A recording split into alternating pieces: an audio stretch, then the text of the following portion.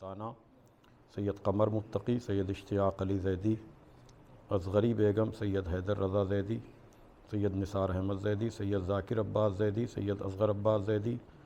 سید اشرف حسین، سیدہ اعجاز بانو، عزیز عباس۔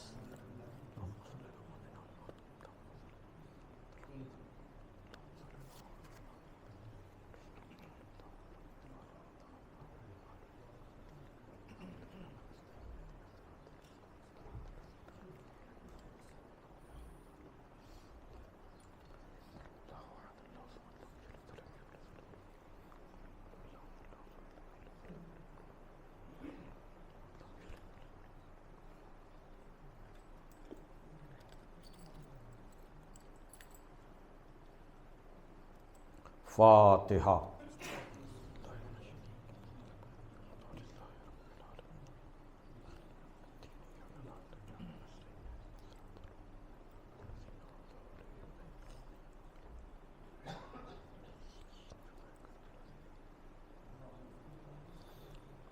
اعوذ باللہ من الشیطان اللعین الرجیم، بسم اللہ الرحمن الرحیم۔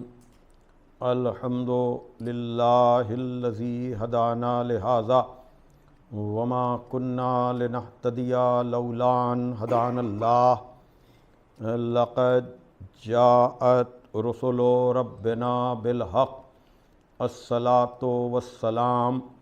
علی النبی الامی العربی القرشی المکی المدنی البطحی الابتہی التہامی،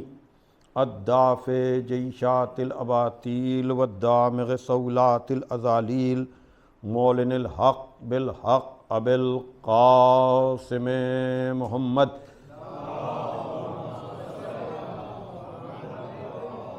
وآلہ الطیبین الطاہرین المعصومین المظلومین، الذین اذھب اللہ عنہم الرجس وطہرہم تطہیرا۔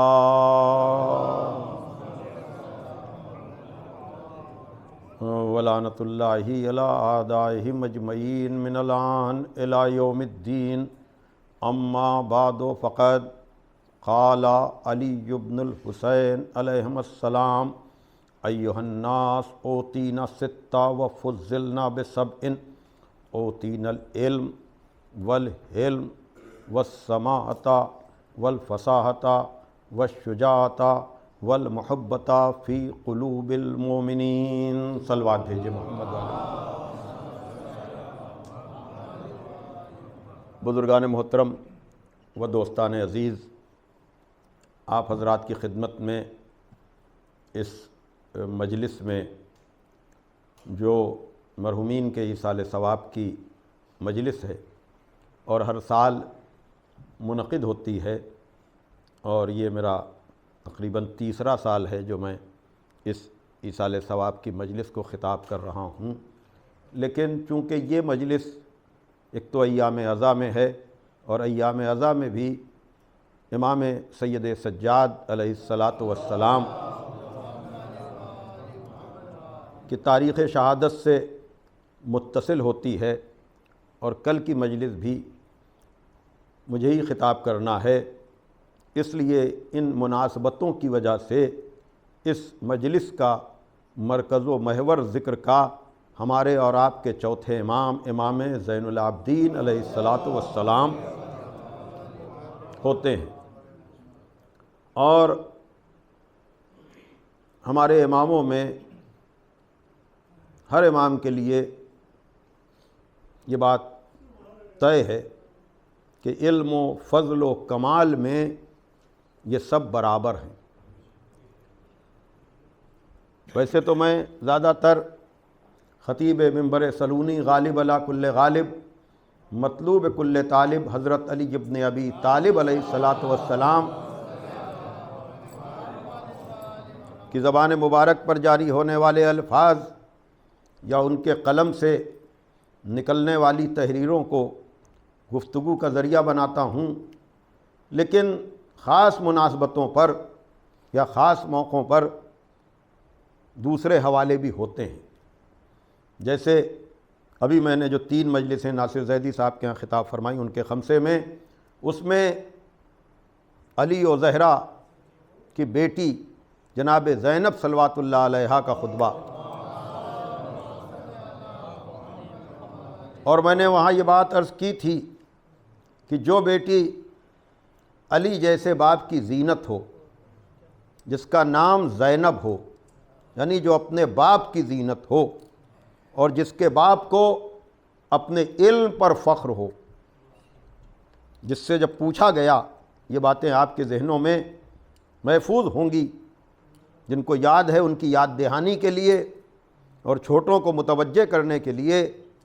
کہ مولا اور آقا جو فضائل و محامد اور اوصاف کا مرکز ہیں، جن کے لیے آپ سنتے رہتے ہیں کہ جسے آدم کا علم، نوح کا تقوی، ابراہیم کی خلت، موسیٰ کی ہیبت، عیسیٰ کا زہد، یوسف کا جمال دیکھنا ہو تو وہ علی کی طرف دیکھے۔ یعنی جو انبیاء کی صفات کا محور و مرکز و حامل ہو، اگر کوئی ذات اس کی زینت ہوگی تو وہ بھی علم کے کس کمال پر ہوگی۔ اور اس کا اندازہ یقیناً اس خطبے نے لوگوں کو کرا دیا جو جناب زینب نے کوفے میں دیا یا شام میں دیا۔ دو چار جملے دونوں خطبوں کے میں نے ان مجلسوں میں پیش کیے تھے، لیکن اسی طرح سے اگر دادا کے خطبے مشہور ہیں تو سید سجاد کا بھی وہ خطبہ، لیکن حد ادب ہے، مولا آپ کے خطبوں کا کیا کہنا، آپ خطیب منبر سلونی ہیں، لیکن آپ کے پوتے نے بھی شام میں جیسا خطبہ دیا، یقیناً مولا علی بھی ناز کر رہے ہوں گے، اس لیے کہ مولا علی نے خطبے تو بہت دیے، منزل مصائب نہیں ہے، مشکل منزل ہوتی ہے چوتھے امام کی فضیلت کو بیان کرنا، لیکن میں کہوں گا مولا آپ نے بہت خطبے دیے، لیکن آپ کے پوتے نے جس انداز سے خطبہ دیا ہے، آپ کے پوتے نے جس انداز سے خطاب کیا ہے، مولا حد ادب تو ہے، لیکن آپ نے اس انداز سے خطاب نہیں کیا، لیکن آپ ہی کا خون ہے، آپ ہی کا سلسلہ ہے، اس نے کس طرح سے دربار یزید میں زلزلہ لا دیا ہے۔ اس لیے کہ یاد رکھیے گا، ایک منزل یہ بھی ذہن میں رہنی چاہیے کہ امامت کی ہر کیفیت میں ہدایت ہے، یعنی امام ہر وقت ہادی ہے، اور یہی وجہ ہے کہ بہت سی باتوں کی مصلحتوں کو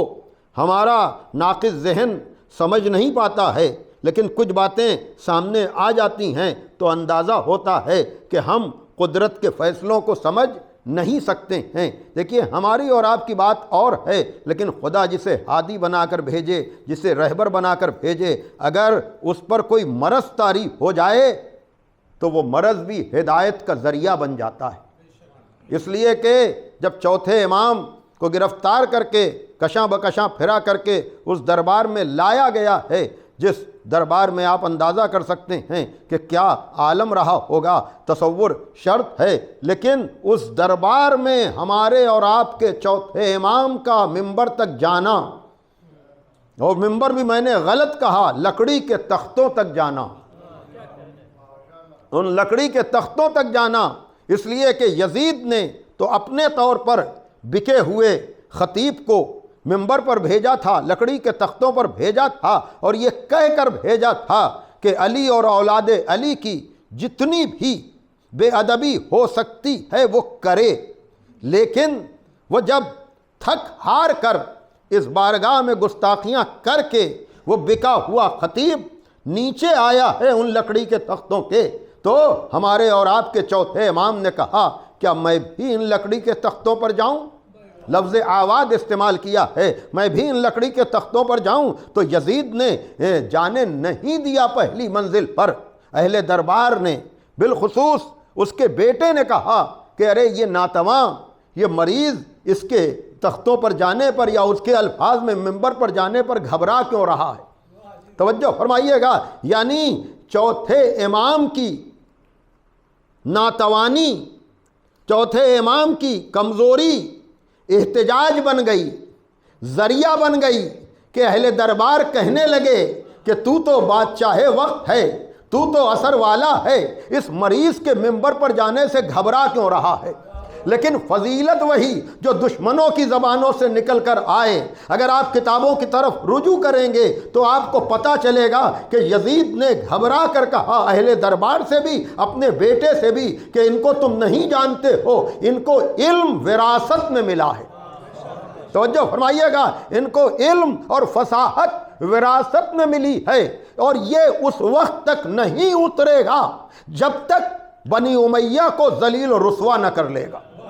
یعنی خود یزید کی طرف سے یہ گواہی آ رہی ہے، اور یقیناً تاریخ کی آنکھوں نے چوتھے امام کے ممبر پر جانے کے اس منظر کو کیسے دیکھا ہوگا، اس لیے کہ یزید کا دربار تھا، وہ تو ان کا تماشا بنانا چاہتا تھا، لیکن چوتھے امام جب ممبر پر جا رہے ہیں تو تاریخ کی نگاہیں، تاریخ کی نظریں دیکھ رہی ہیں کہ علی کا پوتا، حسین کا بیٹا کیسا انقلاب لانے والا ہے، اس لیے کہ وہ تو بظاہر یہ سمجھ رہا تھا کہ کربلا میں مردوں کو، ساتھیوں کو شہید کر دیا، اب ان کا کوئی سلسلہ نہیں ہے، لیکن اللہ اکبر، آپ کا چوتھا امام جس شان سے، جس انداز سے ممبر پر جا رہا ہے، ان لکڑی کے تختوں کی طرف جا رہا ہے، ذرا اس کا انداز تو آپ دیکھیں، ہاتھوں میں ہتھکڑی ہے، پیروں میں بیڑی ہے، گلے میں طوق خاردار ہے۔ شاید تاریخ نے نہ ایسا ہادی دیکھا، نہ ایسا خطیب دیکھا، نہ ایسا اثر دیکھا کہ جا رہے ہیں اس بلندی کی طرف، اور جانے کے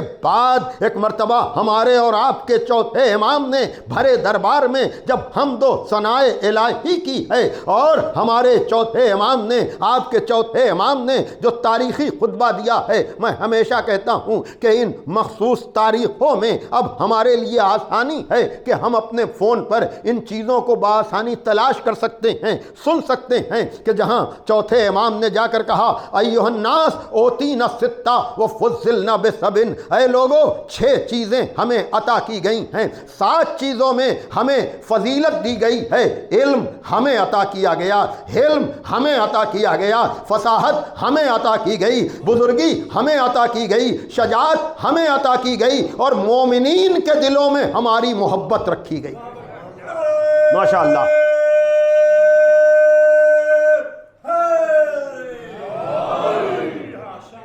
ایک اور صلوات پڑھ دیں آپ، محمد والے محمد۔ مومنین کے دلوں میں ہماری محبت رکھی گئی۔ بس آج چونکہ ایصال ثواب کی مجلس ہے، اس لیے میں چوتھے امام کے اسی لفظ کو آج ذریعہ بناؤں گا، اور کل انشاءاللہ پھر اس خطبے پر اور گفتگو ہوگی۔ لیکن دیکھیے، یعنی چوتھے امام کو اس بگڑے ہوئے ماحول میں اپنے چاہنے والوں پر ناز کتنا ہے، اپنے چاہنے والوں پر ناز کتنا ہے۔ اس لیے کہ جناب ابراہیم نے کعبہ بنانے کے بعد یہ دعا کی تھی کہ معبود اس جگہ کو مرکز عبادت بنا دے، اور ہمارے نسل میں یہ سلسلہ رہے، اور لوگوں کے دلوں کو ہماری ذریت کی طرف موڑ دے۔ بڑی توجہ، لوگوں کے دلوں کو ہماری ذریت کی طرف موڑ دے، اور یہ محبت کا اور اعتبار کا، آپ کے اوپر اعتبار کا۔ دیکھیے، محرم آتے ہی آپ ایسے ہی نہیں کھینچے چلے آتے ہیں، یہ کسی کا اعتبار ہے، یہ کسی کا اعتبار ہے جو آپ کے اوپر ہے، اور اسی سلسلے میں آپ اس انداز سے ان جگہوں پر آ جاتے ہیں۔ یاد رکھیے گا عزیزان محترم کہ ہمارا اور آپ کا چوتھا امام جس انداز سے، اور یہ باتیں میں مختلف جگہوں پر بھی عرض کر رہا ہوں، لیکن آپ تک یہ بات پہنچنی چاہیے محبت کے حوالے سے، اس لیے کہ سلسلے سے سلسلے کو ملائیے تب آپ کو پتہ چلے گا۔ دیکھیے، محبت ہی ہے جو اپنا اثر دکھاتی ہے، محبت ہی ہے جو اپنا کام کرتی ہے، اور فرقے جتنے بھی مسلمانوں میں بن جائیں، لیکن اگر ان فرقوں کو آپ سمیٹیے گا تو 2 جملوں میں سمٹ آئیں گے، یا محبت علی والا فرقہ ہے یا عداوت علی والا فرقہ ہے، یا محبت علی کام کر رہی ہے یا عداوت علی کام کر رہی ہے۔ یہی وجہ ہے عزیزان محترم کہ چوتھا امام یہ کہہ رہا ہے کہ ہماری محبت مومنین کے دلوں میں رکھی گئی ہے، ہماری محبت مومنین کے دلوں میں رکھی گئی ہے۔ تو اگر کسی کو مومن بننا ہے تو اسے محبت اہل بیت کی اپنے دل میں رکھنا پڑے گی۔ اور مولا سجاد ہی نہیں، میں نہج البلاغہ کا ادنا سا طالب علم ہوں، نوٹ کیجئے حوالہ تاکہ آپ کو اپنے سلسلے کا پتہ رہے۔ جہاں میرا مولا کلمات حکمت کے 45 نمبر کے کلمے کے یہ الفاظ ہیں، جہاں مولا علی ارشاد فرما رہے ہیں کہ اگر میں اگر میں مومن کی ناک کی جڑ میں تلوار رکھ کر بھی یہ کہوں کہ وہ مجھ سے عداوت کرے تب بھی پر وہ مجھ سے عداوت نہ کرے گا۔ دیکھیے پوتا کیا کہہ رہا ہے کہ ہماری محبت مومنین کے دلوں میں رکھی گئی ہے، اور دادا کیا کہہ رہا ہے کہ اگر میں مومن کی ناک کی جڑ میں تلوار بھی رکھ کر کہوں کہ وہ مجھ سے بغض و عداوت رکھے تب بھی پر مومن ہم سے عداوت نہ کرے گا، اور اگر ہم منافق کے سامنے دنیا خزانوں سمیت بھی ہم پیش کر دیں تب بھی پر وہ ہم سے محبت کرنے کو تیار نہ ہوگا، اس لیے کہ نبی امی کا فیصلہ ہے میرے سلسلے میں کہ اے علی تم سے محبت نہیں کرے گا مگر مومن، اور تم سے عداوت نہ رکھے گا مگر منافق۔ صلوات دیجئے،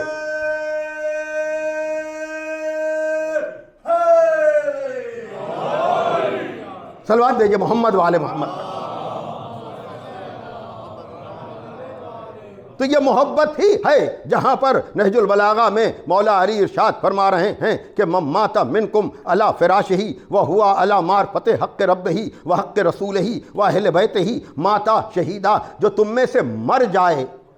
اپنے بستر پہ بھی خدا کے حق کی معرفت کے ساتھ، رسول کے حق کی معرفت کے ساتھ، آل رسول کے حق کی معرفت کے ساتھ، ماتا شہیدہ، تو اس کی موت شہادت ہے۔ آپ دیکھ رہے ہیں محبت کے ذریعے سے شہادت مل رہی ہے، معرفت کے ذریعے سے شہادت مل رہی ہے، اور پھر یہ محبت اپنا اثر کہاں تک دکھاتی ہے کہ زمانی اور مکانی فاصلے بھی ختم ہو جایا کرتے ہیں۔ جہاں میر انیس علی اللہ مقامہ عجب طرح سے کہہ رہے ہیں ایصال ثواب کی مجلس ہے، اس لیے میں 4 مصرے پڑھنے کی عزت حاصل کر رہا ہوں میر انیس کی کہ خورشید شرف برج شرف میں ہوگا، خورشید شرف برج شرف میں ہوگا، گوہر معدن میں در صدف میں ہوگا، خورشید شرف برج شرف میں ہوگا، گوہر معدن میں در صدف میں ہوگا، مغرب میں کہ مشرق میں اسے دفن کرو، جو عاشق حیدر ہے وہ نجف میں ہوگا، جو عاشق صلوات دیجئے محمد وآل محمد پر، مشرق میں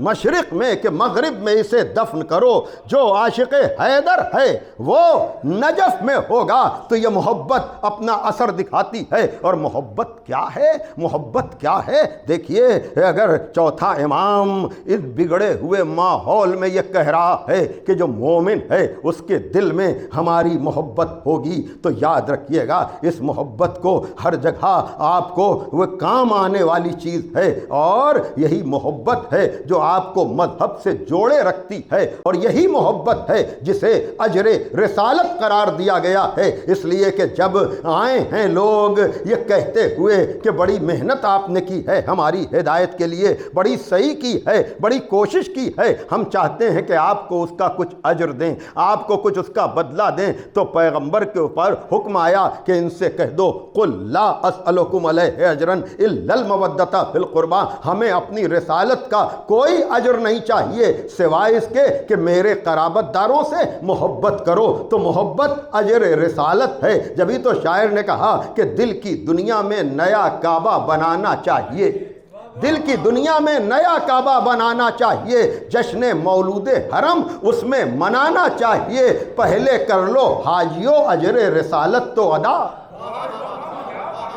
دل کی دنیا میں نیا کعبہ بنانا چاہیے، جشن مولود حرم اس میں منانا چاہیے، پہلے کر لو حاجیو اجر رسالت تو ادا، سنتے ہیں مقروض کو حج پہ نہ جانا چاہیے، سنتے ہیں مقروض کو حج پہ نہ جانا چاہیے، اور یہی وجہ ہے کہ دائم الاسلام جیسے عنوان میں اصول کافی میں آپ کو یہ حدیث تسلسل کے ساتھ ملیں گی، 5ویں امام سے بھی دوسرے اماموں سے بھی، جہاں ہمارے ائمہ نے کہا کہ ارکان اسلام 5 ہیں، ارکان اسلام 5 ہیں، نماز، زکوٰۃ، روزہ، حج اور ولایت۔ توجہ فرمائیے گا، ارکان اسلام 5 ہیں، نماز،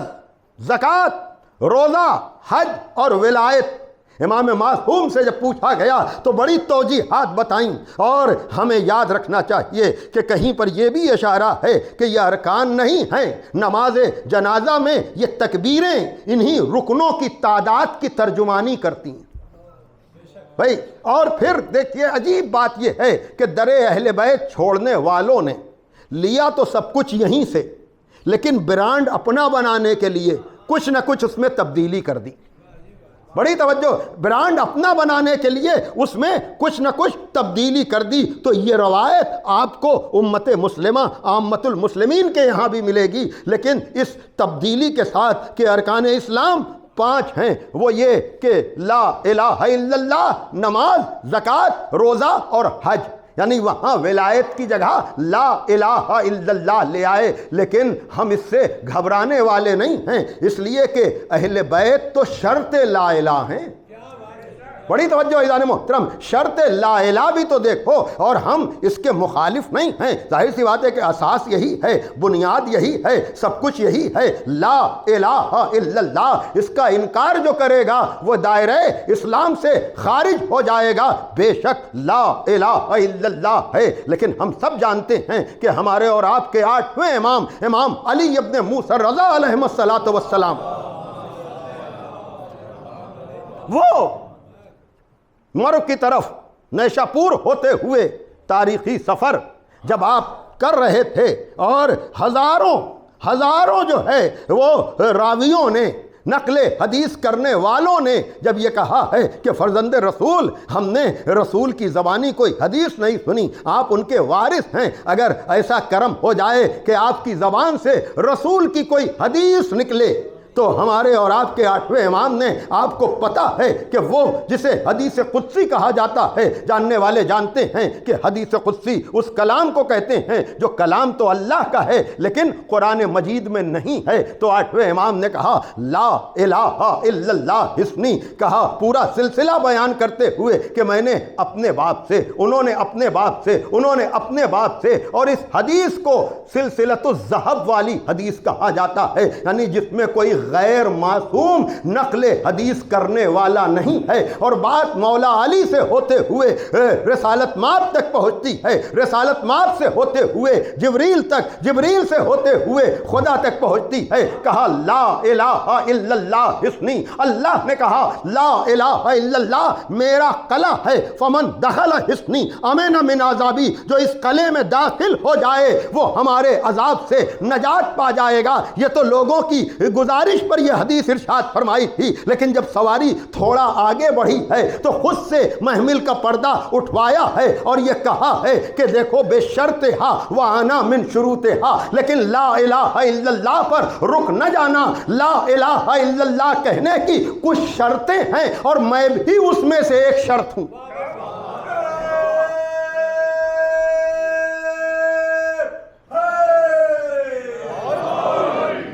ایک اور صلوات پڑھ دیجئے محمد وآل محمد۔ لا الہ الا اللہ قلعہ ہے، اس کی شرطیں ہیں، میں بھی اس میں سے ایک شرط ہوں۔ توجہ فرمائیے گا عزیزان محترم، اور اس شرط کو کبھی بھی فراموش نہ کیجیے گا، اس لیے کہ قبولیت لا الہ کی شرط یہی آل محمد ہیں، ان کے بغیر ہمارا کلمہ قابل قبول نہیں ہوگا، کوئی تصدیق کرنے والا نہیں ہوگا۔ اور یہ میں کیوں کہہ رہا ہوں؟ اس لیے کہ کبھی کبھی ہوائیں چلتی ہیں تو اللہ کے نام پر اس در سے ہٹانے کی ناکام کوشش ہوتی ہے، لیکن میں ہمیشہ متوجہ کرتا رہتا ہوں، اور وہ یہ کہ چاہے شب قدر کی رات ہو، چاہے شب قدر ہو، چاہے قبر کی رات ہو، چاہے قدر ہو یا قبر ہو، بڑی توجہ، چاہے قدر ہو یا قبر ہو، یا یوں کہوں کہ چاہے قدر کی رات ہو چاہے قبر کی رات ہو، دونوں میں ان کا کام ہے۔ بڑی توجہ، اگر یہ نہ ہوتا تو آپ حضرات ماشاء اللہ سے شب قدر کے سب اعمال کرنے والے ہیں۔ شب قدر نزول قرآن کا مہینہ ہے، شب قدر نزول قرآن کی رات ہے، لیکن کون ایسا ہے اس مجمع میں جس نے اگر شب قدر کے اعمال کیے ہوں تو قرآن سر پہ رکھ کر بڑی توجہ، قرآن سر پہ رکھ کر 10 دفعہ بیکا یا اللہ بے محمدن بے فاطمتا بے علی بالحسن بالحسین، قدر کی رات ہے، تقدیر لکھنے کی رات ہے، قرآن سر پہ رکھا ہوا ہے، لیکن قرآن سر پہ رکھ کر بھی جب تک ان کا نام 10 دفعہ نہ لیا جائے تو شب قدر میں بھی مقدر بننے والا نہیں ہے، شب قدر میں بھی ماشاءاللہ شب قدر میں بھی مقدر بننے والا نہیں ہے۔ اور قبر کی رات میں بھی جو لوگ جانتے ہیں وہ تو جانتے ہیں، لیکن جو نہیں جانتے، جو شہادت نامہ لکھا جاتا ہے وہ شہادت نامہ اعمال کی گواہی نہیں ہوتا ہے بلکہ عقیدے کی گواہی ہوتا ہے کہ ہم 40 لوگ اس جانے والے کے لیے گواہ ہیں کہ یہ خدا کے ایک ہونے کا اقرار کرتا تھا، محمد کے نبی ہونے کا اقرار کرتا تھا، قرآن کو اپنی کتاب مانتا تھا، کعبے کو اپنا قبلہ مانتا تھا، موت کو حق جانتا تھا اور منکر و نکیر کے آنے کو حق جانتا تھا، یا بشیر و مبشر یا جو بھی اس میں تبدیلیاں ذرا سا الفاظ کی مل سکتی ہیں، لیکن اس کے بعد آپ کو پتا ہے یہ بتایا جاتا ہے یہ ائمہ کو مانتا تھا، مولا علی کو، امام حسن کو، امام حسین کو، اس لیے کہ قبر کی تنہائی میں بھی کام آنے والے یہی نام ہیں، انہی کا نام ہے۔ ہاں عزیزان محترم، تو میں کیا عرض کر رہا تھا کہ ارکان اسلام 5 ہیں، نماز ہے، زکوٰۃ ہے، روزہ ہے، حج ہے اور ولایت ہے، لیکن آپ ذرا محبت کی اثر کو تو دیکھیے کہ امام معصوم کہتے ہیں کہ 4 میں تو رخصت ہے، بڑی توجہ، 4 میں تو رخصت ہے لیکن 5ویں میں کوئی چھوٹ نہیں ہے۔ دیکھیے رخصت کا مطلب چھوڑنا نہیں ہے، رخصت کا مطلب ترک کرنا نہیں ہے، پوری بات ہم ہی سے سنیے گا تاکہ کوئی غلط نتیجہ نہ نکالے، اور وہ یہ کہا 4 میں تو چھوٹ ہے لیکن 5ویں میں کسی طرح کی کوئی چھوٹ نہیں ہے۔ کیا کہ نماز سفر میں 2 رکعت ہو جائے گی، روزہ حالت مرض میں قضا رکھنا پڑے گا آپ کو ورنہ کفارہ دینا پڑے گا، یعنی اس کا کوئی نہ کوئی بدل ہے۔ بڑی توجہ عزیزان محترم، دیکھیے چوتھے امام جس چیز پر ناز کر رہے ہیں وہ سلسلہ میں آپ حضرات کے سامنے بیان کر رہا ہوں کہ مومنین کے دلوں میں ہماری محبت رکھی گئی ہے، تو محبت کتنی قیمتی ہے کہ نماز حالت سفر میں 2 ہو جائے گی، حالت مرض میں آپ کو روزہ یا قضا کرنا پڑے گا یا کفارہ دینا پڑے گا، اور حج اگر استطاعت ہے تب تو آپ کریں گے، لیکن اگر آپ کے پاس پیسہ نہیں ہے یا راستہ بند ہے تو آپ کے اوپر حج واجب نہیں ہوگا۔ زکوٰۃ میں نصاب پورا ہونا چاہیے تب آپ کے اوپر واجب ہوگی زکوٰۃ، لیکن محبت میں کسی طرح کی کوئی چھوٹ نہیں ہے، سفر میں بھی کرنا ہے، حضر میں بھی کرنا ہے، مریض ہیں تب بھی کرنا ہے، صحت مند ہے تب بھی محبت کرنا ہے۔ توجہ فرمائیے گا، اور جملہ جو مجھے کہنا ہے کہ وہاں نصاب شجرے کا مکمل ہونا چاہیے، مال کا نہیں۔ بڑی توجہ بھائی، دیکھیے ہر چیز میں آدمی بہانہ کر سکتا ہے کہ یہ نہیں ہے تو ہم کیا کریں، یہ نہیں ہے تو ہم کیا کریں، لیکن محبت کا تعلق دل سے ہے، قلب سے ہے، اس میں کوئی آدمی عذر کر ہی نہیں سکتا۔ جب تک سانس چل رہی ہے اس وقت تک دل تمہارا چل رہا ہے، اور دل چل رہا ہے تو تمہارے قلب میں اہل بیت کی محبت ہونی چاہیے کہ اجر رسالت ایسی چیز کو ہم قرار دیں گے کہ جس میں کوئی عذر ہو ہی نہ سکے،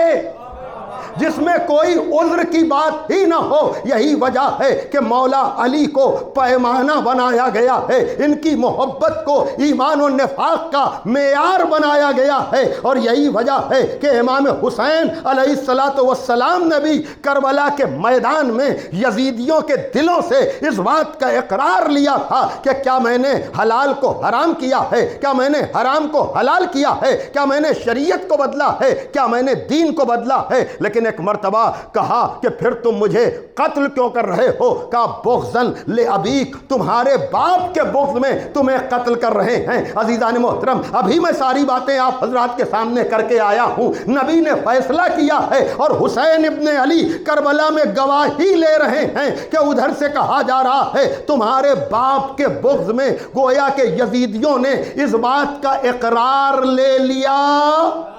یزیدیوں سے اس بات کا اقرار لے لیا کہ ان کے دلوں میں ہمارے باپ کی محبت ہے۔ لیکن اگر حسین کا باپ کوئی عام باپ ہوتا تب بھی پر مومن سے دشمنی صحیح نہیں ہے، لیکن حسین کا باپ امیر المومنین ہے اور اس کے لیے نبی نے خندق میں اعلان کر دیا ہے اے علی تمہاری محبت تقوی اور ایمان ہے، تمہارا بغض کفر و نفاق ہے۔ اور جب کل کفر کے مقابل میں مولا علی جا رہے تھے تو پیغمبر نے کہا آج کل کفر کے مقابل میں کل ایمان جا رہا ہے، یعنی مولا علی کے سلسلے میں نبی نے فیصلہ کر دیا کہ جو بھی علی کے مقابلے پر آئے گا وہ کل کفر ہوگا، ابھی آئے یا کبھی آئے، مردوں میں سے آئے یا عورتوں میں سے آئے۔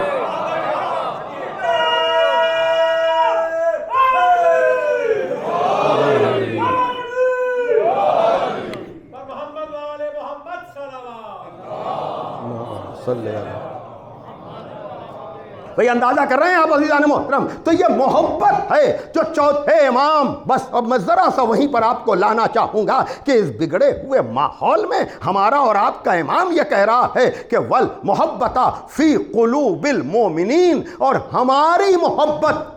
مومنین کے دلوں میں رکھی گئی ہے۔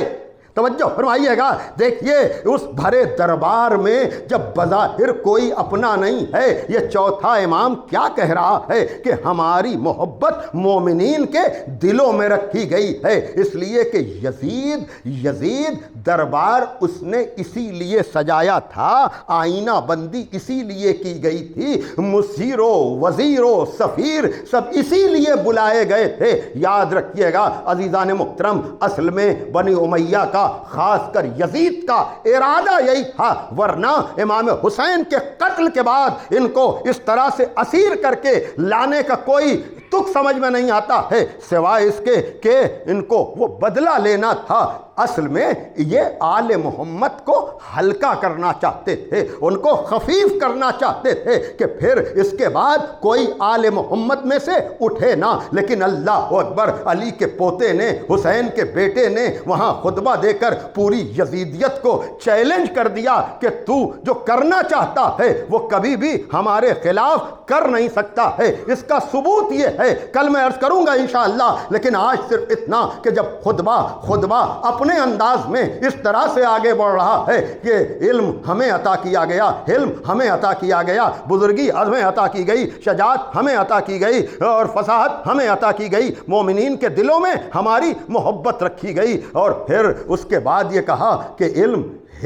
فصاحت، بلندی، یہ سب کہہ کر کہا نبی بھی ہم میں سے ہے، من النبی، من الصدیق، من الطیار، منا اسد اللہ و اسد الرسول، منا سیدہ شباب اہل الجنہ و منا مہدیہا ہذہ الامہ۔ نبی بھی ہم میں سے ہے، صدیق بھی ہم میں سے ہے، خدا و رسول کا شعر بھی ہم میں سے ہے، اور کہنے کو یہ کہا کہ اس امت کا مہدی بھی ہم میں سے ہے کہ یزید اگر تو اس خام خیالی میں ہے کہ حسین کو قتل کر کے تو نے نسل رسول کو ختم کر دیا ہے، تو یہ لے میں بھی بچ کر آ گیا ہوں، اور خالی میں بچ کر نہیں آیا ہوں بلکہ اس امت کا مہدی بھی ہم میں سے ہوگا۔ بتا دیا کہ تو فنا ہو جائے گا، تو ختم ہو جائے گا، لیکن جسے خدا نے نسل کوثر عطا کی ہے اس کا سلسلہ قیامت تک جائے گا، اور اس طرح سے جائے گا کہ اس سلسلے کو کوئی ختم نہیں کر پائے گا، اس سلسلے کو کوئی روک نہیں پائے گا۔ اور یاد رکھیے گا عزیزان محترم کہ جب یہ لٹا ہوا قافلہ دربار تک آتے ہوئے بازار سے گزر رہا تھا تو راستے میں کسی نے پوچھا تھا کہ منل فاتح کون ہوا؟ تو چوتھے امام نے کہا تھا جب اذان ہوگی تو پتہ چلے گا، ابھی دربار میں قافلہ آیا نہیں تھا، ابھی خطبہ دیا گیا نہیں تھا، ابھی خطبے کو روکا گیا نہیں تھا، لیکن یہ علم امامت تھا جو بتا رہا تھا کہ جب اذان ہوگی تو پتہ چلے گا۔ اب پتہ نہیں شام کے دربار میں ہونے والی اس خاص اذان کی طرف اشارہ تھا جو خطبے کو روکنے کے لیے دلوائی جا رہی تھی، یا قیامت تک ہونے والی اذانیں تھیں کہ تو جس نام کو مٹانا چاہ رہا ہے وہ نام تو باقی اور برقرار رہے گا۔ اور یہی وجہ ہے کہ عزیزان محترم یاد رکھیے گا جب چوتھے امام کے خطبے کا زور اس منزل پر پہنچا کہ یزید پوری طرح سے ذلیل و رسوا ہو گیا تو اس نے اس خطبے کو روکنے کے لیے اذان کا سہارا لیا۔ مؤذن گیا ہے، اس نے اذان شروع کی ہے اور چوتھے امام نے اللہ اکبر پر خدا کی کبریائی کا اعلان کیا ہے، اشہد ان لا الہ الا اللہ پر کہا ہے کہ ہمارے بدن کا رویاں رویاں اس کی الوہیت کا گواہ ہے۔ اور ایک مرتبہ جب مؤذن نے کہا اشہد ان محمد رسول اللہ تو اس بلندی سے سید سجاد نے مؤذن کو روک دیا کہ مؤذن تو بتا، یہ اے یزید تو بتا یہ تیرے جد کا نام ہے یا میرے جد کا نام ہے؟ میں نے بڑا وقت آپ کا لیا ہے عزیزان محترم، لیکن میں ایک جملہ ضرور کہوں گا۔ دیکھیے احترام اذان ضروری ہے، ہونا چاہیے، ائمہ نے بتایا ہے، لیکن ہمیں احترام اذان اپنے ائمہ سے لینا ہے، دربار شام سے نہیں۔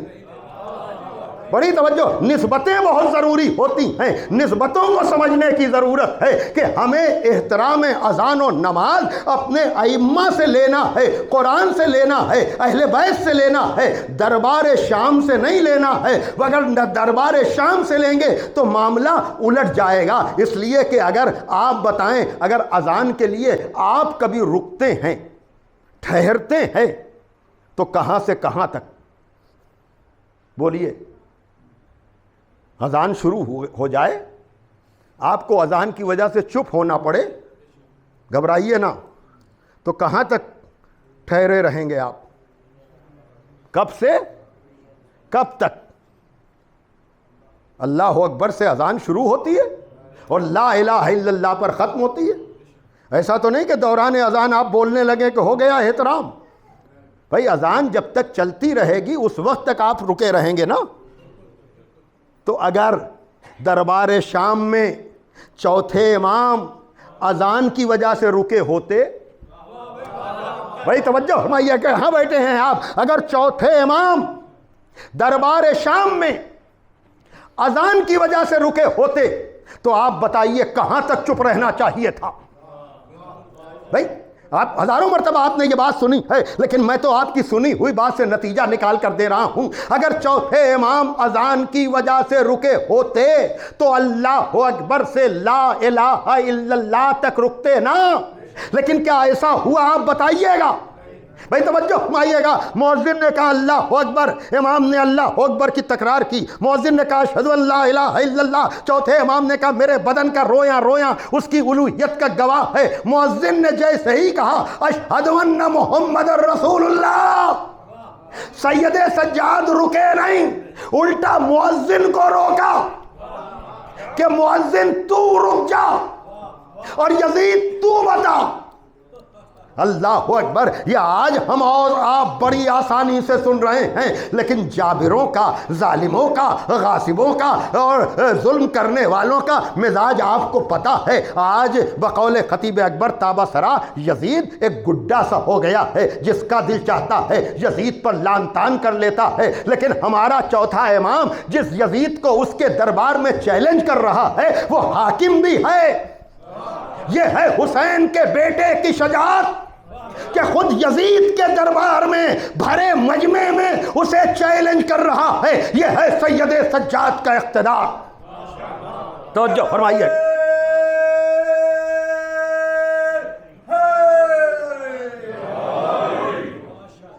اے یزید یہ بتلا کہ یہ تیرے جد کا نام ہے یا میرے جد کا نام ہے؟ خدا کی قسم تماشا بنانا چاہتا تھا اہل بیت کا، سید سجاد نے بھرے دربار میں تماشا بنا دیا۔ آسان نہیں ہے، کہا یہ تیرے جد کا نام ہے یا میرے جد کا نام ہے؟ انشاءاللہ عشرے میں اگر یاد رہا تو میں بتاؤں گا کہ اس خاندان کا ارادہ کیا تھا۔ اصل میں ان کو یہی نام کھل رہا تھا، اشہد ان محمد رسول اللہ، نبی کا نام کھل رہا تھا،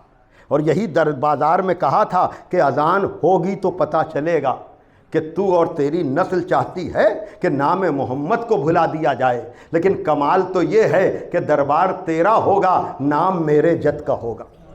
اور یہیں پر بات رکی نہیں، کہا اگر بتا یہ تیرے جد کا نام ہے یا میرے جد کا نام ہے، اگر تو یہ کہتا ہے کہ تیرے جد کا نام ہے تو جھوٹا ہے۔ بڑی آہستگی سے میں نے جملہ کہا، بڑے سکون سے آپ نے سن لیا، لیکن بھرے دربار میں یزید کو جھوٹا کہنا یہ صرف علی کے پوتے حسین کے بیٹے کا کام تھا۔ یزید آپ اندازہ کر رہے ہیں، کہا تو جھوٹا ہے، اور پھر کہا کہ اگر تو یہ کہتا ہے یہ میرے جد کا نام ہے تو ذرا اتنا بتا دے کہ جن کا نام اذان میں لیتا ہے ان کی ذریت کو کشاں کشاں پھر آتا ہے۔ یہی وہ سوال تھا جس نے بھرے دربار میں بیٹھے ہوئے بہت سے لوگوں کو تڑپایا ہے، اس لیے کہ دربار آسان نہیں تھا آل محمد کے لیے۔ یہ چوتھا امام جس کی کل شہادت کا دن ہے، آج شہادت کی رات ہے، پتہ ہے آپ کو، آپ سنتے رہتے ہیں، لیکن کبھی تنہائی میں بیٹھ کر سوچئے کہ وہ آپ کا امام جو 11ویں محرم کو مقتل سے گزرا ہے، بکھری ہوئی لاشیں ہیں، چوتھے امام کے چہرے کا رنگ متغیر ہو رہا ہے۔ جناب زینب نے کہا ہے میرے لال اپنے کو سنبھالو، یہ تمہارا کیا عالم ہے؟ سنیں گے جملہ؟ یعنی قریب تھا کہ سید سجاد کی بھی شہادت ہو جائے۔ کچھ چیزوں کو گہرائی سے سوچنے کی ضرورت ہوتی ہے۔ پھوپھی کو بولنا پڑ رہا ہے میرے لال اپنے کو سنبھالو، یہ تمہارا کیا عالم ہے؟ سنیں گے آپ کیا جواب دیا ہے؟ کہا پھوپھی اماں آپ دیکھ رہی ہیں، انہوں نے اپنے لاشوں کو تو دفن کر دیا، میرے بابا کا لاشا، میرے چچا کا لاشا، میرے بھائی کا لاشا بے گورو کفن پڑا ہوا ہے۔ دیکھیے کیا کیفیت ہے کہ عنقریب شہادت کے قریب پہنچ رہا ہے امام۔ میں جو کہنا چاہ رہا ہوں کاش وہ درد بھرا جملہ آپ تک پہنچ جائے، یعنی کربلا میں بکھری ہوئی لاشوں کو دیکھ کر چوتھے امام کا یہ عالم ہے کہ آپ شہادت سے قریب ہو رہے ہیں۔ یہ کربلا ہے، لیکن اسیری کے بعد جب کسی نے مدینے میں پوچھا ہے کہ مصیبتیں زیادہ کہاں پڑیں تو اس کربلا کا ذکر نہیں کیا جہاں بکھری ہوئی لاشوں کو دیکھ کر شہادت سے قریب ہو رہے تھے، بلکہ زبان پہ آیا تو یہ آیا کہ شام شام شام، کرسی نشینوں کا مجمع، رسول زادیاں بے ردا، جزاکم ربکم۔ عزادارو ابھی عنقریب ہی میں نے مطالعے کے دوران یہ بات دیکھی ہے، اس لیے میں کہتا بھی ہوں عزادارو کہ یاد رکھیے گا جب بیویاں شہزادیاں نانا کی قبر پر جاتی تھیں تو چراغ گل کر دیا جاتا تھا۔ اللہ رے چوتھے امام کا حوصلہ، اللہ رے چوتھے امام کی ہمت۔ ہاں عزادارو یقیناً یہ ایصال ثواب کی مجلس ہے، خدا اس ذکر کو مرحومین کے لیے بہترین ایصال ثواب قرار دیں، آپ کے مرحومین کے بھی درجات بلند ہوں۔ لیکن جو بھی دنیا سے جاتا ہے اس کی قبر بھی بنتی ہے اور پھر اس پر پانی بھی ڈالا جاتا ہے، لیکن ہائے سید سجاد، ہائے سید سجاد، جب بھی کسی نے پوچھا مصیبتیں کہاں پڑیں تو زبان پہ یہی جملے آئے، شام شام شام، اور پھر روتے تھے تو اس طرح سے۔ بھئی دیکھیے ہمارے یہاں مجلس ہوتی ہے، ذاکر سے وعدہ لیا جاتا ہے، سامعین کو اعلان بھیجا جاتا ہے، اس تاریخ پر اس وقت مجلس ہے، انتظار کیا جاتا ہے، مومنین آتے ہیں، فضائل بیان ہوتے ہیں، فضائل کے بعد ذاکر ربط مصائب دیتا ہے، تب مصائب پڑھتا ہے۔ لیکن چوتھے امام کو منبر کی ضرورت نہیں تھی، چوتھے امام کو مجمع کی ضرورت نہیں تھی، پتہ ہے اس لیے کہ یہ باتیں کون جانے، یہ باتیں کون محسوس کرے کہ جس کا بھرا گھر ایک دوپہر میں اجڑ گیا۔ یہی وجہ ہے آنے والا پانی سید سجاد کو کربلا کی یاد دلا دیتا تھا، آنے والا کھانا چوتھے امام کو کربلا کی یاد دلا دیتا تھا، گزرتے ہوئے ذبح ہونے والے جانوروں کو دیکھ کر کے آپ کا چوتھا امام تڑپ جایا کرتا تھا۔ پانی آیا تو اپنے بابا کو یاد کیا، کھانا آیا تو اپنے بابا کو یاد کیا، جانوروں سے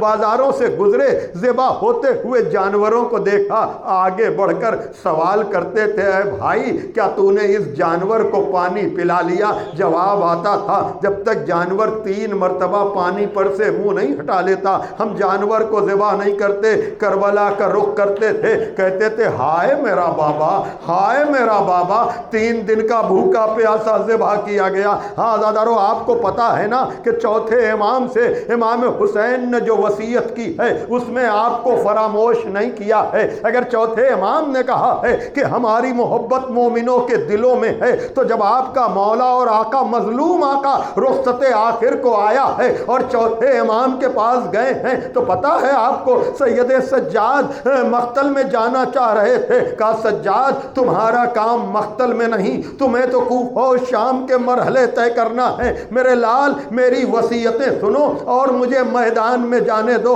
کہا بابا وصیتیں بیان کیجئے۔ کہا جب قید سے چھٹ کر وطن جانا تو میرے چاہنے والوں کو میرا سلام کہنا۔ یہ آپ آئے نہیں ہیں، یہ جواب سلام کی صورت میں آپ آئے ہیں کہ عالم غربت میں اپنے چاہنے والوں تک سلام پہنچانے والے یہ پورا مجمع آیا ہے، یہ مائیں بہنیں آئی ہیں آپ کے جواب سلام کے طور پر۔ کہا جب بھی ٹھنڈا پانی پئیں ان سے کہنا میری پیاس کو یاد کر لینا۔ ہاں دارو روتے روتے آپ کے چوتھے امام کی عمر گزری ہے، لیکن ایک دن ایک چاہنے والا آیا ہے اور اس نے کہا ہے، دیکھیے یہ روایت بار بار پڑھی جاتی ہے اور پھر بھی دلوں پر اس کا اثر ہوتا ہے، اس لیے کہ آپ بھی آج بھی اگر کسی کو مسلسل روتا ہوا دیکھیں گے تو کیا کہیں گے کہ اے بھائی صبر کرو، اے بھائی صبر کرو۔ تو یہ محبت میں چاہنے والا کہہ رہا ہے کہ فرزند رسول آقا اور مولا کب تک روئیے گا، کب تک روئیے گا؟ آپ کا چوتھا امام تڑپ کر کہتا ہے کہ اے بھائی اتنا بتاؤ کہ یعقوب کا ایک پسر یوسف جدا ہوا، اتنا روئے کہ ان کی آنکھیں سفید ہو گئیں، ہمارے تو 18 یوسف کربلا میں گزر گئے۔ چاہنے والا کہتا ہے مولا شہادت تو آپ کے گھرانے کی میراث ہے۔ جیسے ہی یہ جملے سنے آپ کا اور ہمارا امام تڑپ گیا کہ اے بھائی شہادت تو ہمارے گھرانے کی میراث ہے، لیکن کیا ماں بہنوں کا دیار بدیار پھرایا جانا یہ بھی ہمارے گھرانے کی میراث ہے۔ یہی وجہ ہے کہ سید سجاد کو ساری زندگی جو منظر رلاتا رہا کہ نبی زادیاں گھنٹوں دربار میں کھڑی رہیں، سید سجاد ساری زندگی شام کے منظر کو یاد کر کے روتے رہے۔ مولا آئیے یہ مجمع بھی آپ کی اسی مظلومی کو یاد کرنے کے لیے آیا ہے، ہمارا پرسہ قبول کیجئے۔ واہ حسینہ واہ مظلومہ، الا لعنت اللہ علی القوم الظالمین، سیعلم الذین ظلموا ای منقلب ینقلبون۔ پروردگار عالم اس ذکر کو مرحومین کے لیے بہترین ایصال ثواب قرار دے، ہمارے ایمان کو کامل فرما، ملت کو متحد فرما، سرکار امام زمانہ عجل اللہ تعالیٰ فرجہ الشریف کے ظہور میں تعجیل، اور ہمیں اس لائق بنا کے ہمارا شمار میں ہو سکے۔ اللہم تقبل منا انکا انت السمیع العلیم۔ ماتم حسین۔